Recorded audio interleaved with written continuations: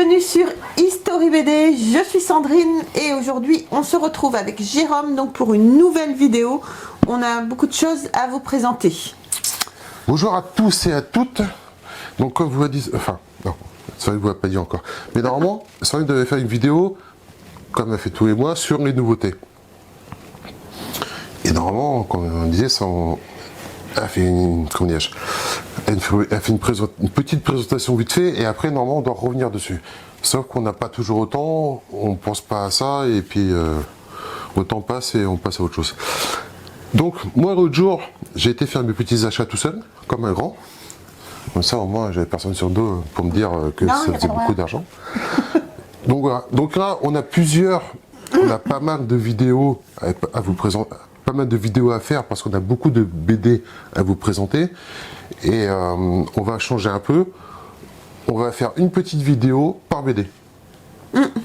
Comme ça, au moins, on pourra vous présenter un peu plus les BD et vous dire les ressentis.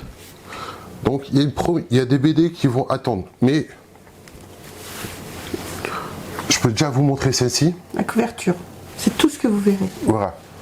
Donc celle-ci, on va attendre un peu pour faire la vidéo parce qu'on doit avoir des infos sur la personne qui l'a fait. Voilà, on a contacté l'auteur qui va nous faire une petite interview gentiment. Donc du coup on va attendre cette interview pour vous présenter cette super BD dont nous on est vraiment fans. Mais en même temps, si vous êtes de notre génération un petit peu avant, que vous aimez Goldorak, Cobra, courez l'acheter. Ouais. Courez l'acheter déjà. Franchement. Attendez pas la vidéo. C'est que du bonheur. Courez l'acheter. Ça s'appelle comment? Shonen Avengers. Donc voilà. Donc celle-là, elle attendra. Elle attendra. Mais courez quand même l'acheter. Ouais. Donc aujourd'hui, on commence par The Conqueror. Et donc ça, c'est le tome 1, c'est Manhattan Jungle. Et on a le tome 2 qui est là, qui est... Super. Alors, donc The Conqueror, forcément. Et le tome 2, c'est Hudson Mégalodon. Alors, voilà, moi c'est une BD, on est tombé toujours pareil, on est tombé dessus par hasard. Moi j'étais tombé sur 2, donc c'est pour ça que la vidéo n'arrive que maintenant, parce que j'arrivais pas à trouver le numéro 1. Et on a réussi à le retrouver il y a pas très longtemps. Donc là, on profite de l'occasion pour faire la vidéo. Déjà par elle-même, la BD, la couverture. Elle est superbe. Elle est magnifique. Elle est magnifique. Si on parle rien que de Rambo, il est vraiment magnifique. La couverture est magnifique. Épaisse. Ouais, c'est vrai que la couverture est très épaisse. On a un dos. Et dos toilé. Dos toilé, très sympa. On a une BD qui est quand même assez importante. On est sur combien de pages? Je me fais de regarder avant, tiens. Une cinquantaine de pages? Ouais, à peu près, ouais. 51, 52 pages. Hein. Allez, 53. Ouais, 54. 54, ouais! Donc 54 pages. On va mettre... Plus simple, ça va être, on va mettre quelques dessins à la place de... Voilà. Voilà. Ça sera sympa. Si t'en as marre de voir ma gueule, tu le dis. Non, mais comme ça, il y aura que l'essentiel. La BD et toi. Et voilà, c'est toi qui me dis. Donc dans la BD, on a vu quelques petites illustrations. Je ne sais pas si ça fait partie de la BD ou si c'est le magasin qui les avait mis en place. Mais en tout cas, ce que j'avais bien aimé, déjà, c'est le concept. Alors, le concept, c'est sympa. C'est pour tous ceux qui ont vu les premiers films de King Kong. Quand King Kong s'amuse à monter tout en haut du gratte-ciel. Non, mais me regarde pas, j'aurai une image à la place de ma Ah oui, c'est vrai. Ah oui, c'est vrai. Donc, quand King Kong monte. Connard. Quand King Kong monte sur les gratte-ciel avec un joli bond. Ne me regarde pas. Ah oui, c'est vrai. Non, mais on devrait. Non. Bref. Quand King Kong monte en haut du gratte-ciel, il y a toute l'aviation qui arrive et qui abat King Kong qui tombe et qui meurt. Sauf que là, l'auteur est parti d'un autre principe, c'est que King Kong, il a mis une toise à tout le monde. Parce que King Kong, c'est une bosse.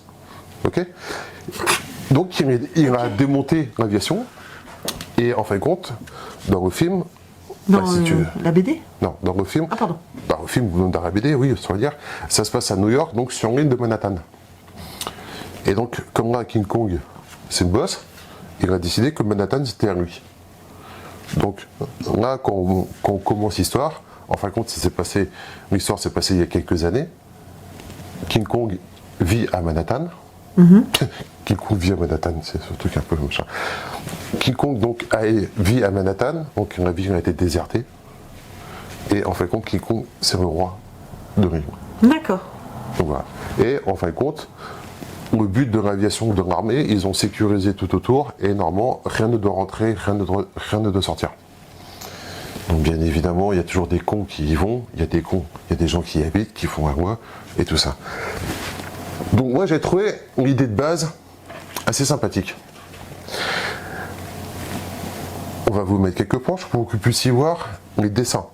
Les dessins m'ont assez surpris. Je suis agréablement surpris.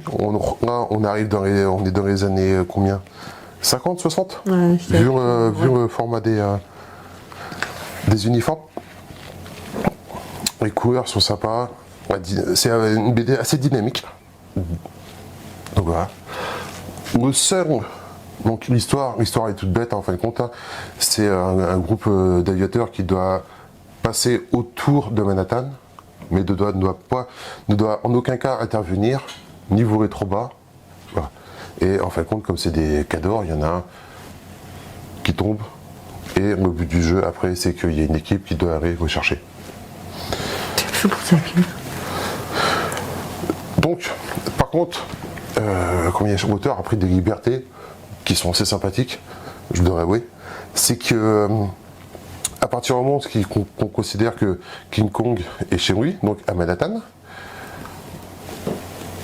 on voit ça dans le deuxième tome, c'est que, en fin de compte, King Kong a plus ou moins infecté l'île de Manhattan de son empreinte préhistorique. Donc c'est pour ça qu'on va voir des animaux, tous les animaux de la préhistoire, qui passent sur Manhattan. Je t'avouerai que je les ai pas encore lus, malheureusement. C'est pour ça que t'es pas là. Ah, c'est pour ça que je suis pas là. Ah oui, c'est vrai, je suis cachée. Donc, Ouais. Dinosaures énormes, enfin pas dinosaures énormes. Si, il y a des dinosaures. Si, je dis des bêtises. Si, il y a des T-Rex. Il y a des T-Rex quelque part. pas dans le tome 2 avec le mégalodon. Ah, et t'as vu, il y a le mégalodon en plus. Donc, ouais, plein d'animaux préhistoriques, tout ça. Donc, j'ai adoré. Moi, j'ai adoré parce qu'en plus, bien sûr, dans Manhattan, on est un peu dans l'univers un peu de... Qu'est-ce qu'on pourrait retrouver comme univers qui se rapproche de ça? Mad Max, un truc un peu sauvage, où c'est la guerre, où c'est la voie du plus fort. Donc c'est un peu sympa. C'est une nana qui règne sur le territoire en tant que des humains. Ah, ça, elle est sympa en plus. Elle est sympa, en plus elle est vachement sympa. Elle est sympa, très très sympa. Ah, tu vois, ils sont là. Ah oui. Ils sont là. Je sais pas pourquoi je te parle, t'es toujours pas là. Bah, arrête de me regarder. Oui, c'est ça. Regarde les caméras. Adresse-toi aux gens. Donc, super BD. BD pareil, enfin, BD en tant qu'objet très beau. Les couvertures sont super sympas. Franchement, oui. Les planches, super sympa. Beaucoup de dynamisme, pardon. L'histoire est sympa, les couleurs sont sympas. Un seul regret que moi j'ai, que vous pourrez conforter dans les commentaires, c'est que, en fin de compte, quand tu vois ça, t'achètes par rapport à la couverture, on est d'accord? Ouais. Par rapport à King Kong. Bah, le problème, c'est que King Kong, tu le vois quasiment pas. Mais c'est ça. Plus tu tournais les pages, on voyait pas des masques King Kong, c'est ça. King Kong, je crois que tu le vois sur une planche ou deux. Ah oui, c'est très cool. Alors, tout votre univers rattrape un peu le truc. Mais c'est vrai que moi, je me dis, peut-être c'est. Tu vas voir, c'est comme tu vas voir un film avec King Kong et que Si tu vois deux scènes avec King Kong, peut-être qu'on verra plus dans les prochains tomes. J'espère. Et voilà. Mais bon, ça gêne pas, ça frustre on est un peu frustré, mais ça gêne pas. Donc voilà. Donc je suis très content. En plus, ça change un peu des BD qu'on a et qu'on présente, qu'on a l'habitude de lire. Oui, complètement. Donc voilà. Alors par contre, je sais plus combien ça coûte ça. Bon, je pense que celle-là doit être aux alentours de 15 € quand même. Ouais. Alors ce serait peut-être bien qu'on se renseigne 2 secondes.